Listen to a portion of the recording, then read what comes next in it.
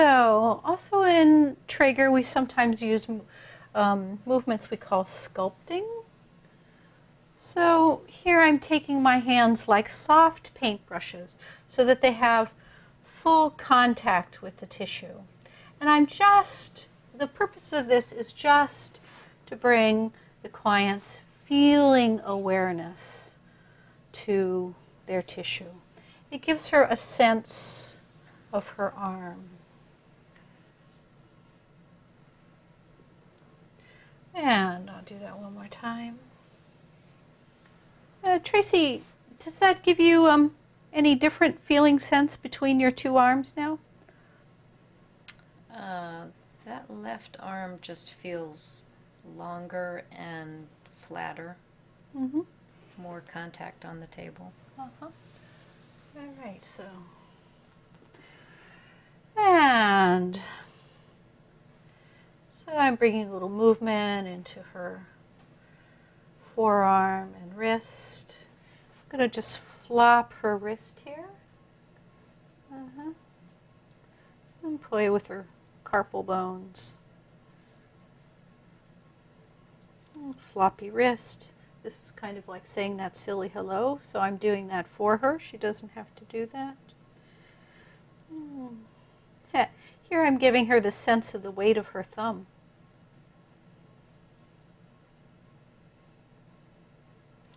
All the while I'm looking for how does it move freely and easily, and for feeling the elasticity. So I'm noticing here again, I'm using my whole body weight and leaning back. And as I'm taking out the elasticity out through her wrist, through her elbow, through her shoulder, through her traps, and actually up into the neck muscles. Is this comfortable? Yeah, okay, that's great. Good. So, taking out the slack and creating movement.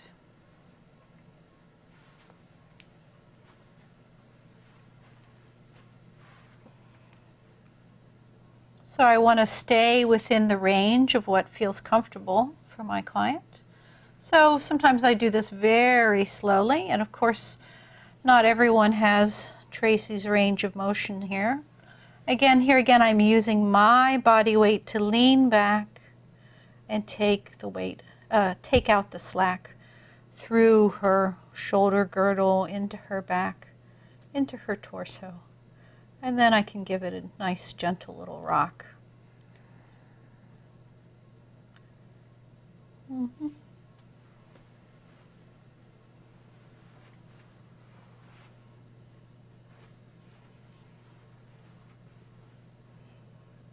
Is this comfortable, Tracy? I love it. My back feels great. Good. This angle too? Yep. Good. And are you breathing? Taking a breath. Good. Notice her rib cage moving.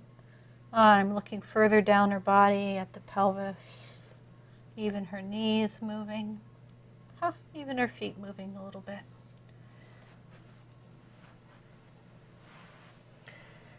Okay, hello shoulder. Sometimes with this I like to breathe out so that I don't get any tension in my body. Again, taking out that slack. I'm nice and slowly, sometimes clients say, will you pull on my shoulder? And well, I don't pull on shoulders because if I pulled on it quickly, the body will pull back. It'll engage muscles. That's not what I want. I want the muscles to let go. So when I take the slack out here, I do it slowly. And actually, the more slowly I do it, the more slack she'll give me. And then I can just play with that, playing with her shoulder weight here.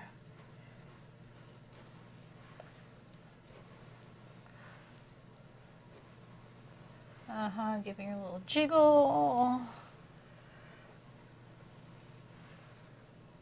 Good. All right. And that's perfect. When you do some work and then the client takes a deep breath, you know that something's really happening. And so I'm giving her a little pause, time for her whole body-mind to take in the effects of this work. And I think we'll take that to the other side. Actually, Tracy, do you want to tell us any differences between your two shoulders? So the left side that you worked on just feels alive. It's like I can feel an energy, you know, in the cells or something. It's, and this right side just feels, bleh. All right, thank you for that feedback. So, Milton was thinking about this gift that he had. And as I said, it was the time of polio epidemics, and lots of people brought their children to the beach. So we had asked their parents and caregivers if he could play with them. And he would work with them. One story is of a young girl who had lost the use of her left arm. So Milton asked if he could play with her, and they rolled a beach ball back and forth.